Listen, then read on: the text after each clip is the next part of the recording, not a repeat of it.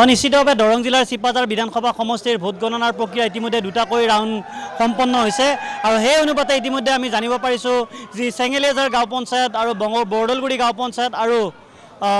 দেৱানন্দ হাজৰিকাপাৰা গাঁও পঞ্চায়তৰ ফলাফল ইতিমধ্যে সমাপ্ত হৈছে আৰু ইতিমধ্যে যিসমূহ প্ৰাৰ্থী ইতিমধ্যে জয়ী সাব্যস্ত হৈছে তেখেতসকলৰ নাম মই উল্লেখ কৰিছোঁ। এয়া চেঙেলিয়াজাৰ গাঁও পঞ্চায়তৰ ক্ৰমে চম্পক শৰ্মা, আকেল আলী, উৰ্মিৰেখা শৰ্মা, শ্বাহজাহান বেগম, সুমিয়াৰা ইয়াসমিন, পিংকি কলিতা, চহিৰুদ্দিন আহমেদ, মেৰিনা শবনম, ৰাজু ৰাজবংশী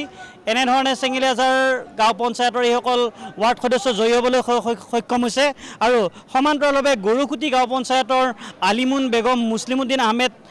মমিদুল হক, ৰমেশ চন্দ্ৰ নাথ, ইয়াসমিন চুলতানা, উৎপল নাথ এওঁলোকেও আচলতে জয়ী হ'বলৈ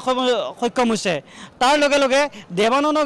গাঁও পঞ্চায়তৰ অতুল কলিতা, মাইনু মেধি, ভনিতা ডেকা, মনোৰঞ্জন ডেকা, গহীন চন্দ্ৰ ডেকা,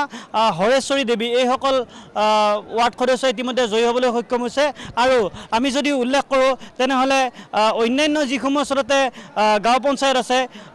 ৰেজিয়া খাতুন, হান্নান বেগম, হীৰেণ নাথ,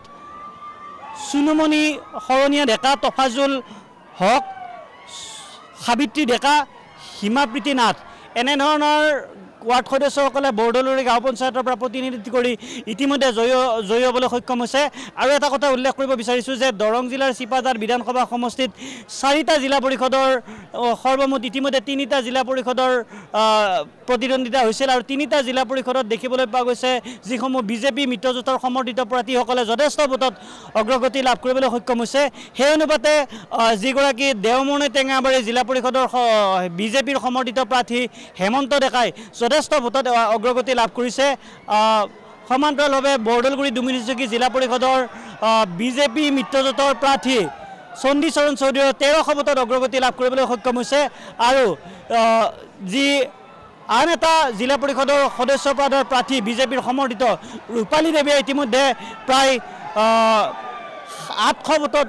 অগ্ৰগতি লাভ কৰিবলৈ সক্ষম হৈছে। এনেধৰণে শেহতীয়াভাৱে দৰং জিলাৰ চিপাঝাৰ বিধানসভা সমষ্টিৰ যি গাঁও পঞ্চায়তৰ ভোট গণনাৰ প্ৰক্ৰিয়া সম্পন্ন হৈছে আৰু আটাইতকৈ গুৰুত্বপূৰ্ণ কথাটো হ'ল যে কংগ্ৰেছৰ যিসমূহ প্ৰাৰ্থীসকল যথেষ্ট শোচনীয়ভাৱে পৰাজয় বৰণ কৰিবলৈ সক্ষম হৈছে আৰু যিসমূহ ভাৰতীয় জনতা পাৰ্টীৰ প্ৰক্ষেপিত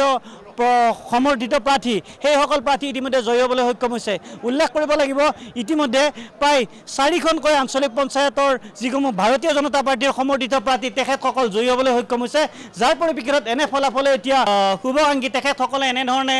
যি ভোট গণনা কেন্দ্ৰৰ বাহিৰত এনেধৰণে ভিৰ কৰা পৰিলক্ষিত হৈছে। তেখেতসকলৰ মাজত যথেষ্ট আনন্দ উৎসাহিত আৰু কিছু জনতা এনেধৰণে কৌতূহলীভাৱে অপেক্ষা কৰি আছে নিজৰ সমৰ্থিত প্ৰাৰ্থী আচলতে জয়ী হয়নে পৰাজয় হয় তাৰ বাবে বাট চাই আছে এইসকল স্থানীয় জনতাই। আপোনাক এই মুহূৰ্তত ধন্যবাদ জ্ঞাপন কৰিছোঁ। আপুনি চিপাঝাৰৰ খবৰ দৰ্শকসকলক জনালে।